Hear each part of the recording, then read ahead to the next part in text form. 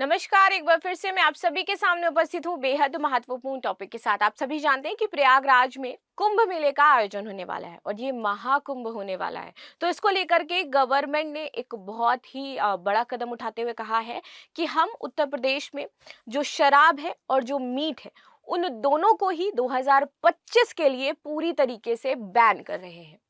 अब इसी पर हम चर्चा करेंगे कि आखिर ये फैसला क्यों लिया गया है, क्या इंपॉर्टेंट चीजें इसमें शामिल हैं, कितने आपके कुंभ होते हैं, कहाँ कहाँ पर आयोजित किए जाते हैं और इस प्रकार से जो आपका एक नियम बना दिया गया है कि मंदिर के आसपास का क्षेत्र है, यदि कोई ऐसा मेला होता है तो वहां पर इन सारी चीजों को प्रतिबंधित कर दिया जाता है। तो क्या सिर्फ उत्तर प्रदेश ही है जो इस तरीके के कार्य कर रही है या और भी राज्य गवर्नमेंट ने इस प्रकार के जो प्रतिबंध हैं वो इम्पोज कर रखे हैं, इनके बारे में भी हम जानेंगे। मेरा नाम है प्राची मिश्रा और संस्कृति आईएएस के इस प्लेटफॉर्म पर आप सभी का स्वागत है। इससे पहले लेकिन आप सभी के लिए एक सूचना भी है। सूचना क्या, आप सभी जानते हैं कि नवरात्रि के ये शुभ दिन चल रहे हैं, तो इसी बीच संस्कृति आईएएस आप सभी के लिए 75% की भारी छूट लेकर के आया है। जो भी बच्चे इस दौरान यदि इनरोलमेंट कराते हैं तो उनको इन सभी कोर्सेज पर जो आपको यहाँ पर दिखाई दे रहे हैं इनमें आपको 75% का डिस्काउंट मिलेगा। ऑफर आपका 10 अक्टूबर तक वैलिड रहने वाला है, तो जल्द से जल्द अब आप इस ऑफर का लाभ उठा सकते हैं। आगे आ जाते हैं न्यूज पर। UP government to ban meat and liquor sales in Prayagraj during Kumbh 2025। तो पूरी तरीके से अब ये बैन हो जाएगा। 2025 तक प्रयागराज में आपको ये नहीं मिलने वाला है। चलो अब आ जाते हैं, ये चर्चा का विषय इतना ज्यादा क्यों हो जाता है, तो दुनिया के सबसे बड़े आध्यात्मिक समागम के रूप में जाने वाला ये महाकुंभ भारत में एक महत्वपूर्ण आयोजन हो जाता है और सभी जानते हैं कि ये बहुत ही ज्यादा इंपॉर्टेंट है। कहा जाता है महाकुंभ में जो एक सांस्कृतिक इसका या पौराणिक कथाओं में जो लिखा है वो कहा गया है कि यदि महाकुंभ में जाकर के कोई भी स्नान करता है तो उसके जितने भी पाप हैं वो सभी धुल जाते हैं।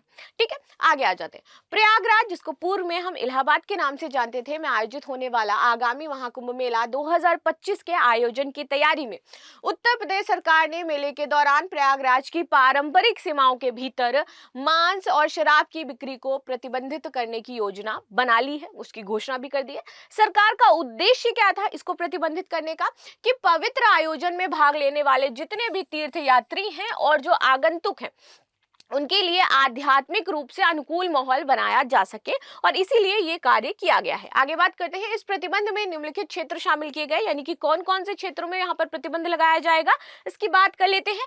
तो क्षेत्र यहाँ पर संगम के आसपास के जितने भी क्षेत्र हैं, वहां पर जितने भी धार्मिक क्षेत्र की सीमाएं हो जाती हैं, जहां पर श्रद्धालु एकत्र होते हैं, यानी जहां तक आपके रेलवे स्टेशन से लेकर के संगम तक और उसके आगे तक जहां तक लोग रुक रहे हैं और जहां पर मंदिर है वहां तक ये बिल्कुल भी आपका नहीं होने वाला है, चाहे कोई भी इलाका हो।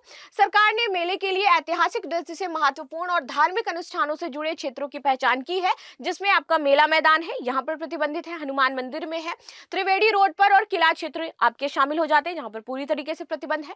इसमें यमुना नदी, गंगा घाट के झूसी, अरैल और फाफा मऊ क्षेत्र शामिल है, जहां पर तीर्थयात्री शिविर लगा हुआ है, तो यहाँ पर अस्थायी बस्तियां भी स्थापित है, तो यहाँ पर भी आपका ये पूरी तरीके से बैन है। ये प्रयागराज के वो क्षेत्र है जहां पर आपको भूल करके भी कुछ भी इस तरीके की चीजें नहीं ले जानी, वरना सरकार आपके ऊपर एक्शन कर सकती है। आगे बात कर लेते हैं इसी तरीके के प्रतिबंध वाले अन्य राज्य और शहर के बारे में बात करें। क्या सिर्फ उत्तर प्रदेश ऐसा करता है या और भी राज्य करते हैं? तो ऐसा करते हैं बहुत सारे राज्य और शहर भी। देखिए, सबसे पहले उत्तर प्रदेश धार्मिक या सांस्कृतिक रूप से महत्वपूर्ण अवधियों के दौरान इस तरह के प्रतिबंध को लागू करने वाला पहला राज्य नहीं है। ठीक है, भारत में कई अन्य राज्य हैं जहां पर आध्यात्मिक महत्व वाले क्षेत्रों में इस तरीके से बैन लगाया गया है। सबसे पहले बात करें मथुरा उत्तर प्रदेश की, बहुत अच्छा प्लेस मानते हैं, कृष्ण जन्मभूमि कहा जाता है। मथुरा के लोगों की आवाज बहुत अच्छी होती है, कहते हैं बहुत प्यारा बोलते हैं।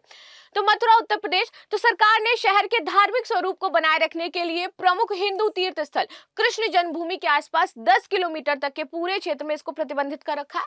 इसके बाद आता है हरिद्वार उत्तराखंड। गंगा के तट पर स्थित एक प्रमुख तीर्थ स्थल के रूप में हरिद्वार को हम जानते हैं और हरिद्वार का आप देखोगे कि इसके शहर जैसे ही हरिद्वार लगता है, इसके शहर के भीतर शराब और जो मांसाहार भोजन है वो इसको इस पर स्थायी प्रतिबंध है। ऐसा नहीं है कि अभी लगा दिया गया बाद में हटा दिया जाएगा, नो, इट्स अ स्थायी प्रतिबंध, मतलब हमेशा लगा रहता है। यहाँ पर यह प्रतिबंध हिंदुओं के 7 सबसे पवित्र स्थानों में से एक के रूप में शहर के स्थिति के अनुरूप है, तो हमेशा यहाँ पर प्रतिबंधित है। कभी भी यहाँ पर आपको मांस एंड मदिरा देखने को नहीं मिलेगी। ऋषिकेश उत्तराखंड की बात कर लेते हैं, तो हरिद्वार की तरह ही ऋषिकेश के भी पूरे शहर में आपको शराब और जो मांस है वो पूरी तरीके से प्रतिबंधित दिखाई दिखाई देगा। लेकिन मैं आपसे एक बात कहना चाहूंगी, यहाँ पर आप देखो जो ट्रैकिंग एरियाज होते हैं, पहाड़ी हिली एरियाज होते हैं, ऋषिकेश को छोड़ करके जहाँ पर लोग ट्रैकिंग पे जाते हैं, और हरिद्वार की भी मैं यदि बात करूं तो तीर्थ स्थल पर ये तो चीजें नहीं मिलती हैं आपको। लेकिन मोस्ट ऑफ द लोग, यदि आप घूमने गए हो तो आपने देखा होगा, जो कैंप्स में रहते हैं, जो यहाँ पर आयोजित करवा रहे हैं वहां के होटल वाले हैं, वो आपको ऑफर करते हैं। एंड दिस इज ट्रू, जो वहां के खुद के लोग हैं, खुद की पब्लिक है, वो उस तरीके से वहां पर बिहेव करते हैं और वो आपको वहां पर ड्रिंक्स ऑफर करते हैं। अगर आप में से किसी ने भी देखा हो तो मुझे जरूर बताना, क्योंकि ये मैंने वहां पर बहुत सारे लोगों को देखा। जब मैं कैंपिंग में गई थी तो मैं जिस कैंप में रुकी थी वहां पे हर एक कैंप के पर्सन के पास मैंने देखा कि वो अपने साथ लिकर लेकर के आया था, उसको कहीं नहीं रोका गया। तो ये जब इस तरीके की पॉलिसीज हैं तो ऐसा क्यों गवर्नमेंट नहीं करती है। ठीक, चलो आगे आ जाते हैं। पुरी और उड़ीसा की बात करें, बहुत ही प्रसिद्ध जगन्नाथ मंदिर है। इसे पूरी तरीके से कहते हैं कि ये जो मंदिर, ये जो शहर है, कहते हैं कि ये मंदिर के अंदर बसा हुआ है। शहर के अंदर मंदिर नहीं है, मंदिर के अंदर पूरा शहर है, ऐसा कहा। तो जगन्नाथ मंदिर के घर इस शहर में आप देखोगे मांस और शराब की बिक्री पर पूरी तरीके से स्थायी प्रतिबंध है। विशेष रूप से मंदिर के निकटवर्ती क्षेत्र और तीर्थ स्थलों पर आपको प्रतिबंध देखने को मिलेगा। पुष्कर और राजस्थान की बात कर लेते हैं। पुष्कर राजस्थान में भी सबसे महत्वपूर्ण जो तीर्थ नगरी इसके रूप में जाना जाता है, और यहाँ पर भी पुष्कर झील के आसपास मांस और शराब को काफी लंबे समय से प्रतिबंधित रखा गया है। इसके बाद वाराणसी उत्तर प्रदेश की बात करें, काशी विश्वनाथ मंदिर है भाई, वहां पर आप जाओगे तो आपको लगता है मणिकर्णिका घाट पर कि बस यही है, जो भी है बस यही है और यहीं तक का हमारा सफर है। तो इन सभी क्षेत्रों में आपका पूरी तरीके से प्रतिबंध लगा दिया गया है।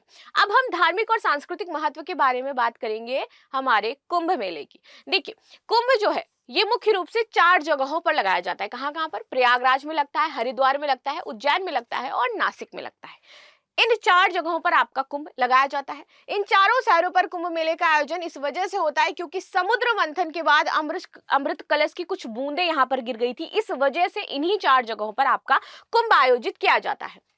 कुंभ मेले के बारे में और महत्वपूर्ण चीजें क्या है? देखिए, कुंभ मेले का आयोजन ज्योतिष शास्त्र के मुताबिक किया जाता है, और जब बृहस्पति कुंभ राशि में और सूर्य मेष राशि में प्रवेश करते हैं तब कुंभ मेले का आयोजन होता है, ऐसा कहा जाता है। प्रयागराज में हर 12 साल बाद महाकुंभ लगता है, तो इस वजह से इस बार बहुत इंपॉर्टेंट है, 12 साल आपके पूरे हो रहे हैं, 2025 में आपका महाकुंभ लगने वाला है। ठीक है, वही हर 3 साल में कुंभ मेला और हर 6 साल में अर्ध कुंभ मेला लगता है आपका। अगला महाकुंभ 2025 में लगेगा, जिसकी तैयारी आपकी हो चुकी है। कुंभ मेले में लाखों लोग शामिल होते हैं और इस मेले में तीर्थयात्रियों के ठहरने के लिए टेंट और बहुत बड़ी व्यवस्था करी जाती है। और एक चीज बहुत ज्यादा फेमस है, अगर आप इसको कनेक्ट कर पाओ तो, कि किसी आईएएस ऑफिसर को या किसी पीसीएस ऑफिसर को पैसा छापना है जेन्युइनली, तो कुंभ के दौरान जब कुंभ हो रहा हो अपनी पोस्टिंग करवा ले भाई साहब। मुझे लगता है 8-10 पीढ़ी बैठ करके खा लेंगे। लोग कहते हैं कि इतना करप्शन होता है इन दिस ड्यूरेशन, बहुत ही ज्यादा करप्शन होता है। सरकार बहुत पैसा खर्च करती है कुंभ के आयोजन में, एंड दी मतलब पैसा एक तरीके से पानी की तरह बहाया जाता है यहाँ पर। और उसके बाद अगर आप यहाँ पर पोस्टेड हो इस तरीके से, तो लोग कहते हैं कि भाई हर किसी का भला हो जाता है। ऐसा मैंने जस्ट सुना है और कुछ लोगों को देखा भी है, इसलिए मैं अपने पर्सनल एक्सपीरियंस से बता पा रही हूँ। खैर, आपकी इस पर क्या राय है मुझे ज़रूर बताना। आगे आ जाते हैं।